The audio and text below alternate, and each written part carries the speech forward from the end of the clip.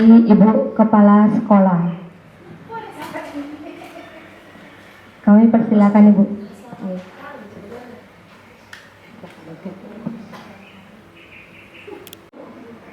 Baiklah, kita akan mulai saja acara KKG hari ini dengan beberapa susunan acara.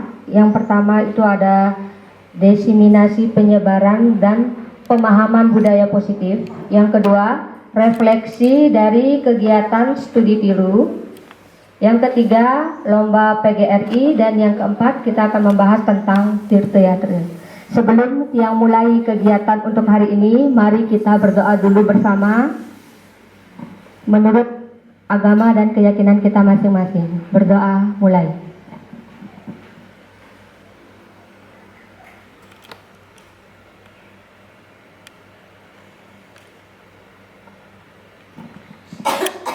Berdoa selesai. Baiklah Bapak Ibu, kita akan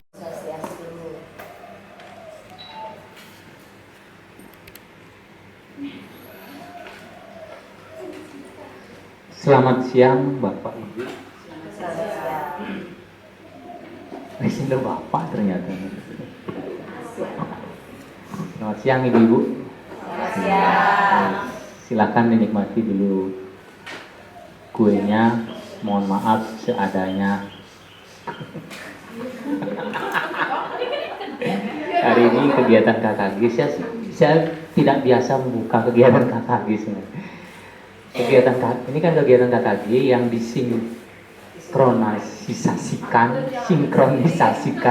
dengan kegiatan diseminasi oleh salah satu CGP, oleh satu-satunya CGP Guru TK di Kecamatan Kubu. Tepuk tangan dulu untuk CGP kita. Seperti kata kepala sekolah tadi, saya berharap akan ada CGP baru di angkatan 11. Jadi besar harapan saya di antara kita ada yang mendaftar. Biasa kenyam-kenyam pasti kan daftarnya. Dadi sambil nunggu. Karena kira-kira kemungkinan CGP angkatan 11 adalah angkatan terakhir. Setelah itu saya ngaduin. Jadi kalau tidak sekarang, kapan lagi? Nah, jadi harapan saya Bu Ketut Tarni maju CGP, Bu Made Juwita maju, Ketut Subriasih maju.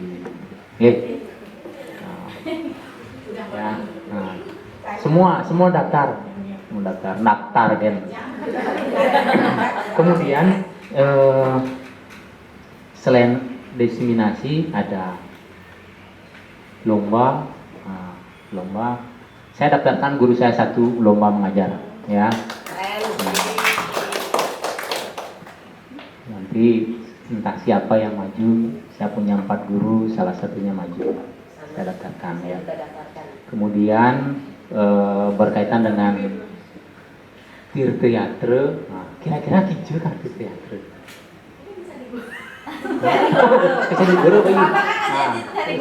Itu kan saya yang punya usul, teman-teman.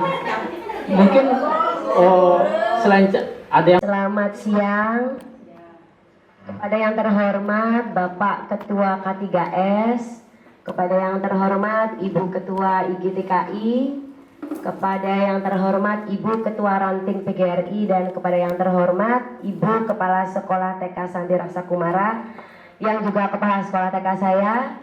Kemudian kepada yang terhormat kepada teman-teman dan kepala sekolah yang sudah hadir dalam kegiatan diseminasi yang disinkronkan dengan kegiatan KKG kali ini. Mohon izin Bapak Ketua K3S, Ibu Ketua Ranting dan Ketua IGTKI juga Kepala Sekolah, saya izin share screen ya. Saya Yunesa Vita dari TK Sandi Raksa Kumara. Saya CGP Angkatan 9, satu-satunya guru TK. Sebenarnya saya ada rasa minder ikut CGP ini. Kenapa? Karena saya di jenjang paling bawah. Satu-satunya guru TK dari Kecamatan Kubo. Di Kecamatan Kubo ada 5 CGP, dari TK 1, dari SD 1, dari SMP 1, dari SMA 3. Jadi kita ada 6. Saya yang paling rendah jenjangnya dari tingkat TK. Dan saya harap seperti yang Ibu Kepala Sekolah saya bilang, seperti Bapak K3S saya bilang, ayo teman-teman maju jadi CGP Angkatan 11. Biar saya ada temannya. Oke? Gimana, ada suaranya oke? Enggak. Di sini santai aja Ibu-ibu ya. Saya di sini bukan sebagai narasumber.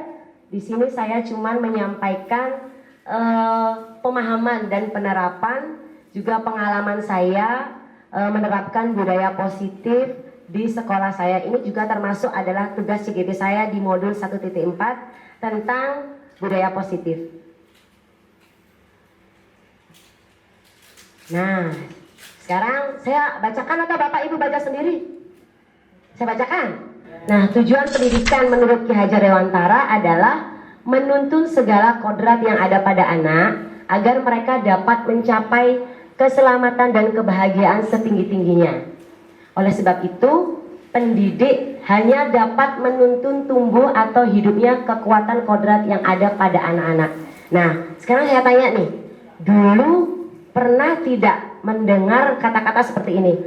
Anak-anak itu seperti kertas putih, betul apa tidak? Tapi itu kira-kira menurut Ibu benar atau salah nggak? Benar, benar. Jadi kalau dulu memang ada kata-kata seperti itu sering saya dengar. Tapi setelah saya belajar dari CGP ini, saya banyak sekali mengambil ilmu. Bukan saya gaya-gayaan untuk ikut CGP, enggak. Cuman saya ingin ingin belajar apa sih ilmu yang diterapkan di CGP itu kok ilmunya kok sangat tinggi sekali sih, lagi kekinian kan waktu itu. Nah, menurut saya, tapi memang sih bukan menurut saya, menurut Ki Hajar Dewantara, anak-anak itu bukan seperti kertas putih, kita bisa mencoret mencoret-coretnya sesuka kita, bukan. Tapi anak-anak lahir itu sudah memiliki kodrat masing-masing. Misalnya sudah memiliki bakatnya masing-masing. Misalnya di kelas saya bakatnya dia di seni. Nah, kita sebagai pendidik tidak boleh mengarahkan dia harus bisa menulis. Tapi kita tuntun dia sesuai dengan bakat dan minatnya. Atau tidak dengan anak-anak itu seperti kertas putih yang kosong. Sekarang setuju atau tidak? Kenapa? Setuju atau tidak? Tidak. Berarti sudah mengerti, sudah paham tentang anak-anak sudah mempunyai kodratnya masing-masing. Kita sebagai guru hanya menuntunnya sesuai dengan kodrat alam dan kodrat zaman. Kira-kira kodrat alam itu seperti apa? Nah, misalnya kita di daerah pantai. Di Kubu ini kan terkenal dengan pantainya. Nah, paling tidak kita pernah mengajak anak-anak belajar tentang keadaan lingkungan sekitar pantai. Misalnya saya nih, dekat sama pantai iya, dekat sama tempat wisata juga iya. Saya juga paling tidak mengajak anak-anak ke lingkungan pariwisata di daerah Tulamben. Itu yang sudah saya lakukan di sekolah. Nah, sebelum menginjak ke budaya positif, tutup dulu Bu Guru. Tahu nggak budaya positif itu apa? Nggak usah dah Bu Guru, biarin lah. Kira-kira ada yang tahu nggak sebelum baca ini? Ini jangan ada dianggap bener. Ini kan saya yang buat soalnya. Kira-kira budaya positif itu apa? Pada dibaca kalau begitu. Budaya positif adalah nilai-nilai kebajikan dan kebiasaan-kebiasaan baik di sekolah. Ya, kira-kira saya yakin kok ibu-ibu ini pasti sudah menerapkan kebiasaan baik di sekolah, benar kan? Coba kira-kira apa saja kebiasaan baik yang sudah dilakukan di sekolah Bu Made Suci? Berdoa sebelum makan. Iya, betul. Betul. 5S ya. Ada lagi? Ya, boleh. Ya, buang sampah pada tempatnya. Itu adalah kebiasaan-kebiasaan yang sudah biasa kita terapkan kepada anak-anak yang sesuai dengan profil pelajar Pancasila. Teman-teman di sini tentang konsep inti budaya positif. Yang pertama, perubahan paradigma belajar. Yang kedua, disiplin positif. Yang ketiga, kebutuhan dasar manusia. Yang keempat, motivasi perilaku manusia. Yang kelima, posisi kontrol guru, restitusi. Keenam, keyakinan kelas. Yang ketujuh, restitusi. Saya yakin pasti di sini ibu-ibu akan sangat terpesona. Saya bilang terpesona aja dengan materi yang di sini. Nomor 5 dan nomor 7. Nanti kita akan praktekkan, oke? Pembelajaran dengan paradigma baru. Saya tanya nih, paradigma baru tahu tak? Kan tahun 2020 berapa tuh ya? Setelah corona itu kan Mas Menteri sedang menggadang-gadang tentang pembelajaran paradigma baru atau pembelajaran berdiferensiasi. Ada yang tahu nggak di sini pembelajaran paradigma baru itu seperti apa sih? Pembelajaran berdiferensiasi kan pasti sudah tidak asing kan? Pembelajaran berdiferensiasi itu pasti nggak asing kata-kata ini bagi ibu guru ya. Ada yang tahu? Jadi pembelajaran dengan paradigma baru di sini merupakan pembelajaran yang dirancang berdasarkan prinsip pembelajaran berdiferensiasi. Pembelajaran berdiferensiasi itu apa sih? Pak Kepala, tolong bantu saya. Nggak tahu. Bu Made Suci. Mohon maaf ya, saya juga nggak tahu. Tetap sering dengar sih. Iya, Saya benar. menerapkan di sekolah karena saya juga belum IKM. Belum IKM. Nggak apa-apa. Bu Made. Ayo Bu Nutani, bisa bantu saya tentang pembelajaran berdiferensiasi itu apa sih? Nggak tahu. Ih, pura-pura nggak tahu. Putri Subri? Oh, tidak tahu semuanya. Jadi pembelajaran berdiferensiasi itu pembelajaran yang sesuai dengan minat anak. Contohnya seperti apa? Ada yang tahu? Nah, sesuai dengan minat. Saya sudah kasih clue-nya. Sesuai dengan minat anak. Jadi, ada yang bisa kasih contoh? Bu Made manggut-manggut sudah ngerti dia. Berarti sudah clean gitu. Misalnya di satu kelas guru menyediakan beberapa, mungkin tiga atau Ya. kegiatan, tetapi diserahkan kepada anak. Bu guru ada 3 kegiatan misalnya seperti itu. Nanti anak-anak silakan pilih sesuai dengan yang kalian suka. Jadi guru tidak memberikan ini dikerjakan lebih dulu, ini yang kedua, ini yang ketiga, tapi diserahkan semuanya kepada anak-anak. Entah mau menggambar dulu, entah mau kegiatan membaca dulu, mungkin kegiatan main dulu, terserah pada Ya. anak-anak itu apa. Bu Made Sumeni? Bu Dian? Lebih ke skill mungkin ya. Ke skill, berarti ke keterampilan. Nah, saya tambahkan sedikit ya. Pembelajaran berdiferensiasi di sini yang dimaksud seperti ini. Contohnya misalnya, ada kegiatan seperti yang dibicarakan tadi sama Bu Made. Kita menyediakan beberapa kegiatan. Ada satu murid ini yang belum bisa untuk pegang pensil, dia belum bisa.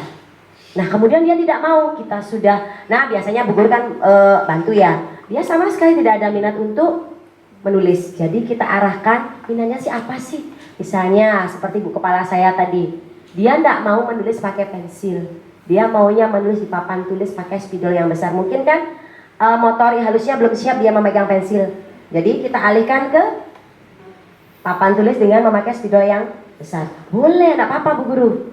Ya. Kemudian misalnya kita pakai kartu huruf nih, kan di dalam menulis itu kita kan mengenalkan huruf juga iya, kemudian menstimulasi motorik halus anak juga iya kan. Nah, jadi boleh kita memakai kegiatan yang lain misalnya dengan memakai kartu huruf, boleh, tidak apa-apa. Jadi ada beberapa pilihan sesuai dengan apa sih yang kedipinginan anak ini. Itu. Bagaimana ibu-ibu, bisa diterima? Mana suaranya? Mana suaranya? Nah, kalau begitu kita ice breaking dulu ya. Biasanya saya di sekolah itu ice breakingnya begini. 1, mereka ketawa.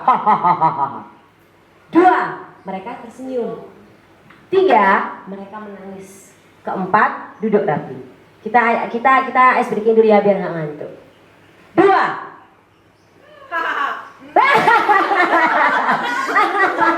Konsentrasi. Kemudian yang terakhir sehingga peserta didik belajar sesuai dengan kebutuhan dan minatnya berdasarkan tahap perkembangan untuk mewujudkan profil pelajar Pancasila. Nah, ada berapa profil pelajar Pancasila dimensinya? Itu sudah ada contekan. Ada 6. Nah, sekarang saya ajak bermain. Kegiatan cobalah buka. Anda adalah A. Tugas Anda adalah mengepalkan salah satu tangan Anda. Coba Anda bayangkan bahwa Anda menyimpan sesuatu yang sangat berharga di kepalan tangan Anda. Anda perlu menjaga benda tersebut sekuat tenaga karena begitu pentingnya untuk hidup Anda. Tugas B, mencoba segala cara untuk membuka kepalan tangan si A. B, boleh membujuk, menghardik, mengintimidasi, memarahi, menggoda, menggelitik, bahkan menawari Anda uang. Apakah Anda bersedia membuka kepalan tangan? Coba sekarang di sampingnya diajak bermain. Ada A, ada B. Ayo. Oh, Bu Tutari yang jadi A, Bu Jero yang jadi B. Silahkan. Dipraktekkan kengke ya caranya Bu Jero merayu Bu Tutari panginyak buka. Buka apa sih? Buka. Masa merayunya kenyam-kenyam.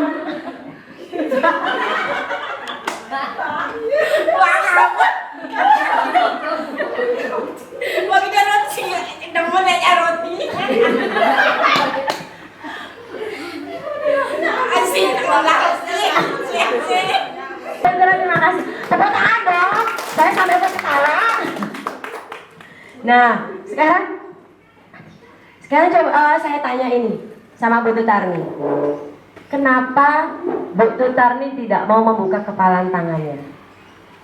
Karena hak saya atau benda yang saya miliki tidak boleh diambil oleh orang lain. Betul sekali. Bu Jero, apa keinginan Bu Jero untuk membuka? Apa yang ada di niatnya Bu Jero untuk membuka kepalan tangan Bu Tutarni? Oh, ingin merasakan apa yang dimiliki sama Bu Tutarni. Apakah Bu Jero tahu apa yang ada di dalam kepalan Bu Tutarni? Nanti bro, gimana?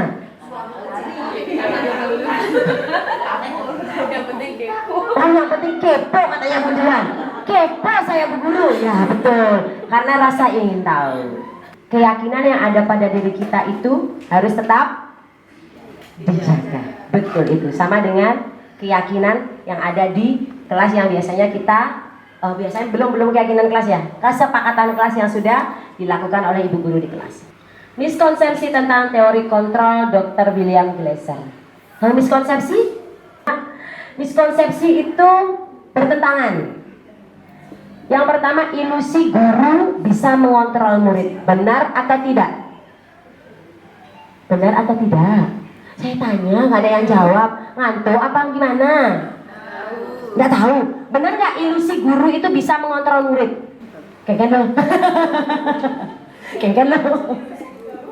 Ilusi guru bisa mengontrol murid. Benar atau salah? Nggak tahu. Pas. Yang kedua, ilusi bahwa semua penguatan positif efektif dan bermanfaat. Benar atau salah? Efektif dan bermanfaat. Benar atau salah? Salah. Ilusi bahwa kritik dan membuat orang merasa bersalah dapat menguatkan karakter seseorang. Betul atau salah? Salah. Ilusi bahwa orang dewasa memiliki hak untuk memaksa. Betul atau salah? Salah. Jadi, semua yang ada di sini itu salah.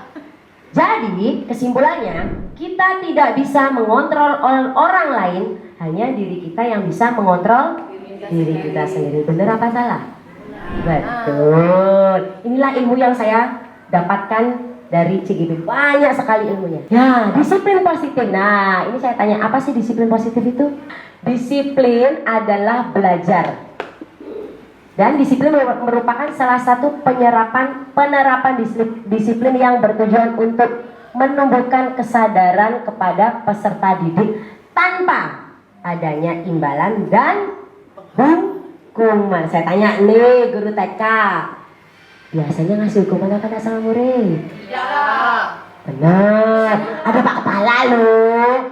Kalau saya jujur saya memberikan hukuman, tapi bukan namanya hukuman kalau saya. Saya biasanya kasih apa? Nanti Bu Guru kasih hadiah loh. Hadiahnya apa Bu Guru? Duduk di kursi termenung. Nih. Kursi termenung. Kursi termenung. Jadi saya memberikan hadiah kepada mereka yang bercanda saat bercerita. Nah, yang ketiga yaitu kebutuhan dasar manusia. Kira-kira yang pertama yang mana ya? Yang mana yang nomor 1? Ada yang tahu nggak? Yang mana ya? Penguasaan, kebebasan, kesenangan, bertahan hidup, atau kasih sayang? Iya, betul. Yang pertama yaitu bertahan hidup. Terus kemudian kasih sayang. Terus kebebasan atau kesenangan dulu? Kebebasan atau kesenangan dulu? Ya betul, kebebasan. Kenapa kebebasan dulu kok tidak kesenangan? Betul, kalau kita sudah bebas, kita pasti akan merasakan senang. Kemudian yang kelima yaitu penguasaan. Lanjut. Teori yang keempat, teori motivasi perilaku manusia ya. Ini saya bahas tadi. Ada 2 motivasi penguasaan. Penguasaan itu begini Pak Kepala. Kok saya jadi lupa.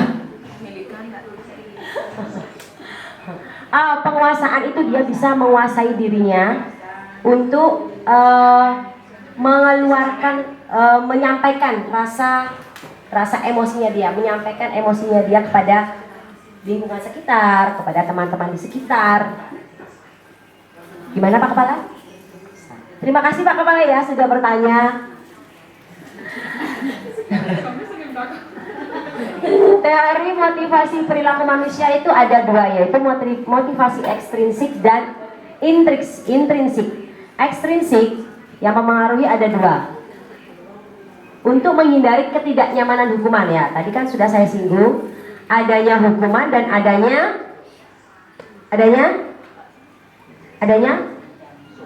sogokan. Ya, betul, adanya imbalan. Kira-kira seperti apa ini? Contohnya yang ini, menghindari ketidaknyamanan akan hukuman. Ada yang bisa kasih saya contoh nggak? Ma Erna, ayo bisa kasih saya contoh ketidaknyamanan hukuman. Misalnya kegiatan di sekolah nih, kegiatan di sekolah. Saya kalau tidak melakukan hukuman mungkin anak-anak tidak mau mengikuti aturan di sekolah. Betul.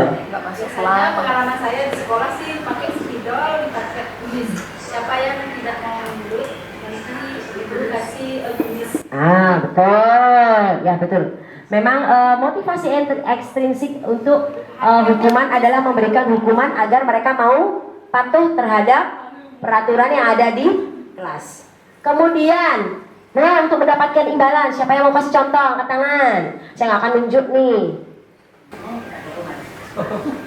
Motivasi ekstrinsik untuk mendapatkan imbalan itu biasanya anak-anak termotivasi untuk melakukan sesuatu agar mendapat pujian, dapat hadiah dan sebagainya dari orang. Bukan tidak murni benar-benar ingin melaksanakan sesuatu dengan disiplin.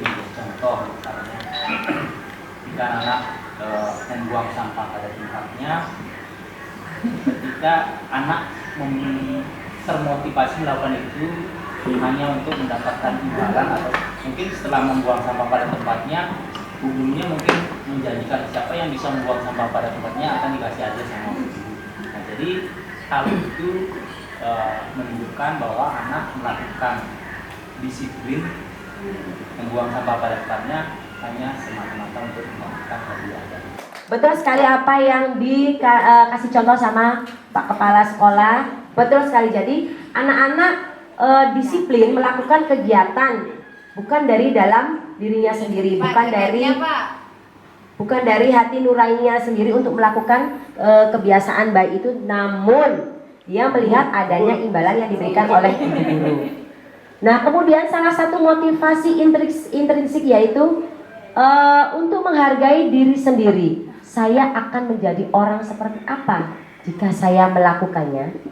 Saya akan jadi apa sih kalau saya buang sampah di tempatnya? Saya mau jadi apa sih kalau saya dengerin bu guru? Betul nggak? Hukuman dan konsekuensi itu kan masih tahu ya. Kalau restitusi baru dengar. Ayo kita buka deh. Nah, ini dia. Jadi hukuman itu tidak terencana. Kira-kira apa contohnya Bu Made? Bu Juwita? Bu Made yang di belakang nih, tumben nih saya kelihatan sama Bu Made ini. Coba buka, Bu Made kasih contoh. Hukuman itu tidak terencana tapi tiba-tiba. Bisa kasih contoh? Tiba-tiba nih, ada murid yang melakukan kesalahan. Ya, disuruh hari berjajar kalau ada kesalahan. Siapa yang tidak mau, tidak menuruti peraturan guru, nanti disuruh berjoget di depan tempat nyanyi. Oh ya, betul. Kalau hukumannya Bu Made, dia berjoget atau bernyanyi. Jadi hukuman itu terencana, tidak terencana atau tiba-tiba. Murid tidak tahu apa yang terjadi atau tidak dilibatkan, bersifat satu arah. Betul nggak ini hukuman itu bersifat satu arah? Hukuman itu bersifat satu arah, memang betul, karena yang membuat hanya gurunya. Melibatkan murid nggak? Enggak. Berupa hukuman fisik atau psikis. Yang kedua yaitu konsekuensi. Konsekuensi itu terencana atau disepakati. Murid tetap dibuat tidak nyaman dalam jangka waktu pendek. Sikap guru selalu memonitor murid. Contohnya ada yang bisa kasih tahu saya nggak? Konsekuensi itu gimana contohnya? Ada yang kasih tahu? Ada yang bisa kasih tahu? Kasih contoh. Biasanya di TK itu gimana sih konsekuensi kita yang diberikan kepada murid? Misalnya saya kasih contoh. Ada murid yang mengambil kertas kemudian dipakai bola, dilempar-lempar ke temannya. Terus konsekuensinya adalah, anak yang membuat atau melempar bola itu tadi mengambil kertas itu tadi kemudian dibuang ke tempat sampah. Itu namanya konsekuensi. Misalnya ada lagi yang menumpahkan air. Nah, itu airnya tumpah. Kalau airnya tumpah diapakan? Dipel Bu Guru. Bisa kita biasanya begitu enggak sama teman, sama guru, murid? Mereka bisa, kalau murid saya bisa, Bu Guru ada air tumpah di situ, air saya tumpah, Bu Guru saya ambil pengepelan ya, bisa nggak? Bisa Bu Guru. Dia ngepel sendiri. Jadi kita menanamkan konsekuensi yang diambil dari murid tadi. Dia merasa bertanggung jawab, merasa bersalah. Kemudian restitusi. Proses menciptakan kondisi bagi murid untuk memperbaiki kesalahan. Proses kolaborasi yang mengajarkan murid untuk mencari solusi sendiri. Nah, ada yang pernah melakukan restitusi nggak? Contohnya apa sih restitusi itu? Pernah kok, pasti Bu Guru pasti pernah melakukan restitusi, tapi mungkin bahasanya baru tahu sekarang. Ya, jadi restitusi itu misalnya ada dua murid yang bertengkar. Kemudian kita menenangkan dulu nih, kita minta sama mereka berdua, kalau misalnya bertengkar rebutan mainan, kalau rebutan mainan itu boleh atau tidak? Itu perbuatan yang baik atau tidak? Perbuatan yang tidak baik. Terus kalau sudah tahu perbuatan itu tidak baik, apa yang harus dilakukan? Nah, pernah nggak melakukan seperti itu? Nah, cuman bahasanya kita nggak tahu ya, itu namanya restitusi. Jadi tanpa sengaja kita sudah melakukan restitusi kepada anak. Yang kelima nih, ini seru. Posisi kontrol guru. Restitusi ada 5 posisi kontrol guru. Di sini guru sebagai penghukum, guru sebagai pembuat merasa bersalah, guru sebagai teman, guru sebagai pemantau, guru sebagai manajer. Lanjut. Contoh 5 penerapan posisi kontrol guru di sekolah. Kasusnya ini kebetulan saya buat sendiri PPT-nya ini. Kasusnya yaitu bercanda saat kegiatan bercerita. Saya memberikan hadiah kepada mereka yang bercanda saat bercerita. Kemudian pembuat merasa bersalah. Posisi guru pembuat merasa bersalah. Nah, ini kata-katanya. Sudah berapa kali sih Bu Guru harus ngingetin Bagus? Kenapa Bagus selalu bercanda dan bikin Bu Guru sedih? Nah, berarti kan kita merasa membuat murid itu selalu merasa bersalah. Kemudian yang ketiga yaitu posisi guru sebagai teman. Nah, itu perkataan kalimatnya. Ayo dong ikutin aturannya Bu Guru. Ya sudah, lain kali nggak boleh seperti itu lagi ya. Nah, pernah nggak seperti ini teman-teman? Pernah kan ya? Kalau saya sudah pernah penghukum, iya. Membuat merasa bersalah juga iya, sebagai teman juga iya. Kalau teman-teman di mana? Pernah nggak sebagai guru sebagai penghukum? Pernah juga. Lanjut Bu Guru Kadek. Masih tetap ini ya, apa kasus bercanda sebagai pemantau. Kata-katanya seperti itu dah. Kamu sudah melanggar aturan kelas. Kamu tahu konsekuensinya? Jadi tolong jangan diulang lagi. Nah, ini posisi guru yang paling menantang. Posisi sebagai manajer. Apa kamu tahu kesalahanmu? Kira-kira kamu bisa nggak memperbaikinya? Pernah ibu guru menjadi posisi kontrol seperti ini, manajer? Pernah? Pernah juga. Lanjut. Nah, posisi kontrol manakah saya? Di mana sekarang? Di manajer, membuat merasa bersalah, hukuman, atau di apa namanya lagi satu? Pemantau. Jujur aja, nggak apa-apa. Gimana Bu Made? Posisi kontrolnya? Pernah di hukuman, pernah. Oh, setuju ya teman-teman ya? Pernah merasakan semua posisi kontrol sebagai guru? Pernah ya? Pernah.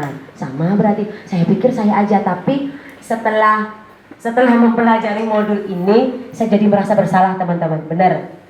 Kok saya memberikan hukuman ya? Padahal saya meskipun kata-kata saya yang hukuman tadi sudah saya ganti menjadi hadiah. Saya merasa bersalah.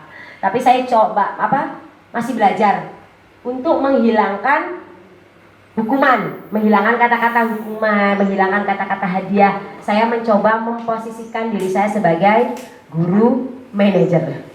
Tapi memang itu tidak mudah. Itu tantangan bagi saya. Benar nggak teman-teman? Benar. Yang keenam yaitu keyakinan kelas.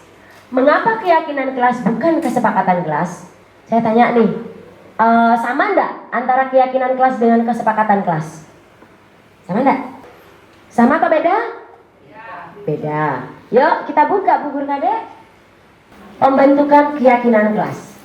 Jadi kesepakatan kelas dan keyakinan kelas itu tidak jauh beda.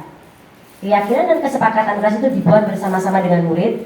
Kesepakatan bersama dengan kata-kata yang positif.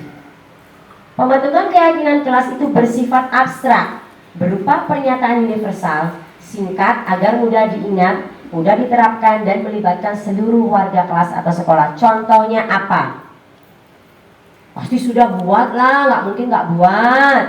Contohnya Bu Hasri atau Bu Made. Contohnya keyakinan kelas. Sebenarnya sudah diterapkan oleh teman-teman. Mengeluarkan nggak bisa katanya Bu Made.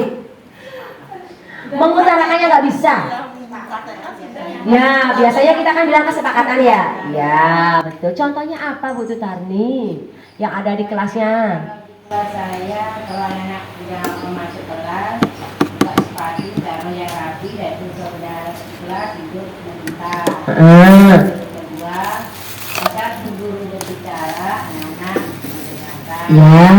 Ketiga, kalau anak-anak ngomong atau bertanya katakan. Iya, betul. Itu kesepakatan kelas atau keyakinan kelas. Boleh. Sama saya juga begitu. Jadi keyakinan kelas itu dibuat bersama-sama dengan anak-anak. Nggak boleh kita buat sendiri, itu namanya bukan keyakinan kelas, tapi hukuman. Karena cuma satu arah. Contohnya misalnya saya di sini biasanya mereka udah tahu kalau mau masuk kelas saya nggak usah jarang saya guar-guar. Mereka buka sepatu kemudian duduk berbaris. Kalau saya pengen circle time, anak-anak kita buat lingkaran ya. Bu Guru, kenapa nggak berbaris Bu Guru? Bu Guru sekarang pengen bentuk lingkaran. Bu Guru bosen duduknya berbaris saja. Saya gitu biasanya. Terakhir, segitiga restitusi. Pernah melakukan segitiga restitusi? Suatu proses dialog yang dijalankan oleh guru agar dapat menghasilkan peserta didik yang mandiri dan bertanggung jawab dalam menghadapi masalah dan mencari solusi. Kita melakukannya enggak? Yang pertama kira-kira yang mana? Ataukah yang ini, ataukah ini, ataukah ini? Yang mana kira-kira? Yang pertama yaitu menstabilkan identitas. Yang kedua memvalidasi tindakan yang salah. Yang ketiga menanyakan keyakinan. Lanjut.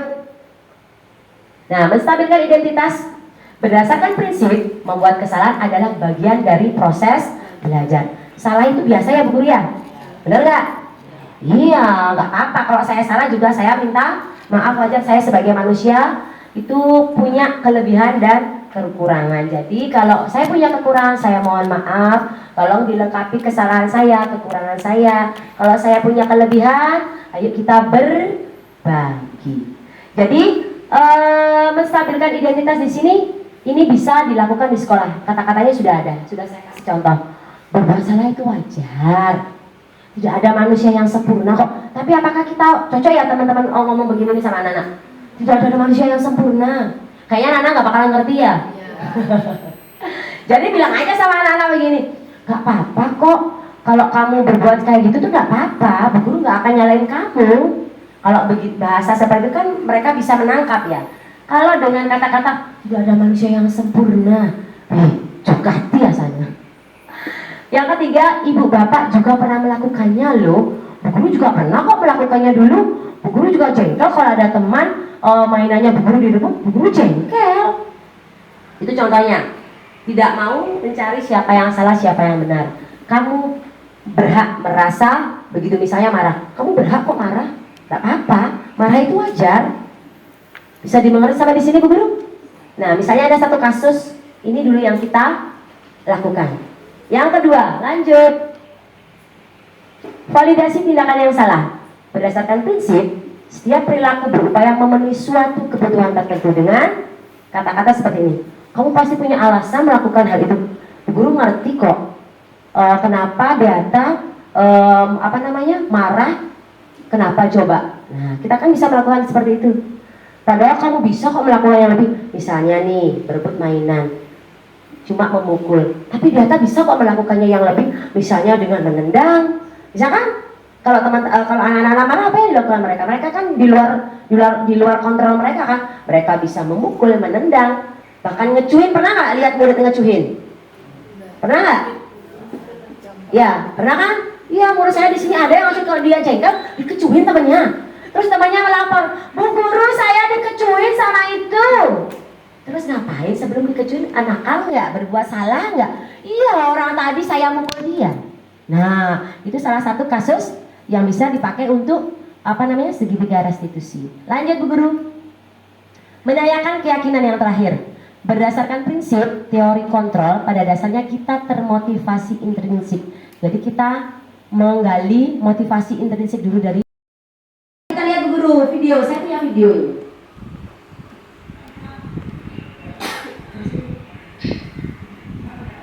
Nah, ini kasus pertama saya. Yuk.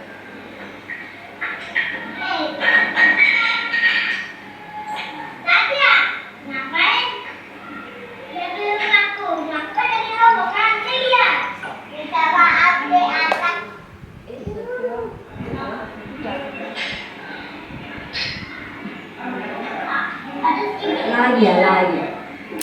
Kasusnya apa? Siapa yang bisa jawab? Angkat tangan. Kita berbagi di sini. Saya bukan orang pintar ya. Saya hanya berbagi di sini. Bu Juwita, tahu kasusnya apa yang di sini? Diputar lagi? Enggak. Coba aku lihat. Iya benar. Kasus pertama ada anak yang mengganggu, menjatuhkan rumah-rumah yang sudah dibuat oleh temannya. Kemudian memukul temannya. Kemudian betul, ada 3 ya. Jadi dalam satu kasus ada tiga peristiwa. Yang pertama menjatuhkan mainan, yang kedua memukul, yang ketiga tidak mau memaafkan. Betul. Lanjut. Jadi ya, saya mengvalid yang pertama? Coba yang pertama deh. Segitiga restitusinya. Nah, apakah saya menstabilkan identitas dulu? Urut apa enggak? Urut atau enggak kira-kira? Urut atau enggak? Urut enggak? Urut? Benar. Urut enggak? Urut enggak? Suaranya mana? Satu.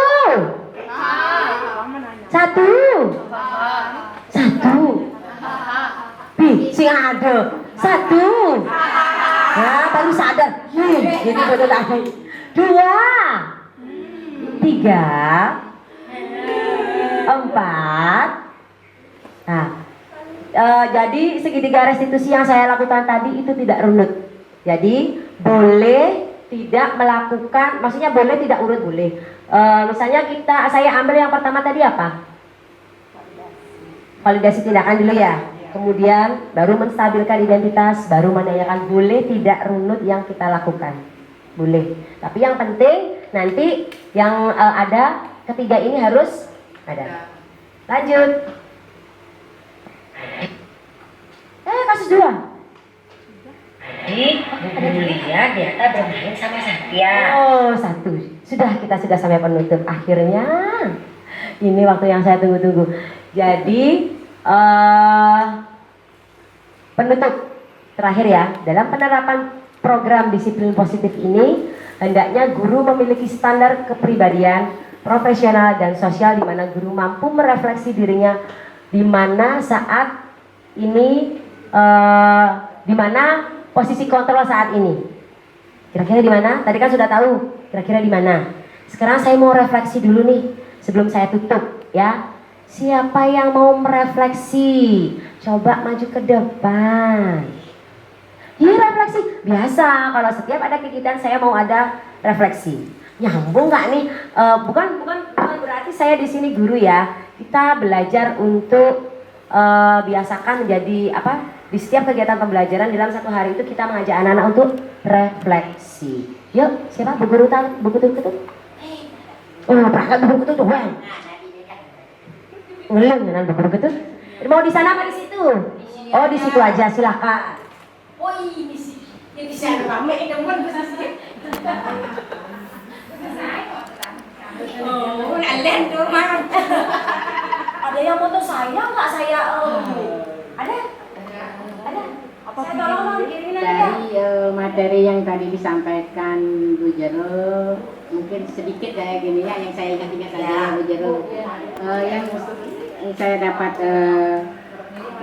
terima tentang yang selama ini kita kan beranggapan bahwa bayi itu baru lahir seperti kertas putih. Setelah tadi disampaikan sama Bu Jero, ternyata bayi yang baru lahir itu tidak seperti itu, sudah membawa kodratnya masing-masing. Dan kedua, dari materi tadi disampaikan Bu Jero, saya pribadi dapat mengetahui budaya positif atau aturan atau hukuman yang pernah mungkin kita lakukan di sekolah kepada anak-anak itu, bahwa hukuman itu tidak baik bagi anak.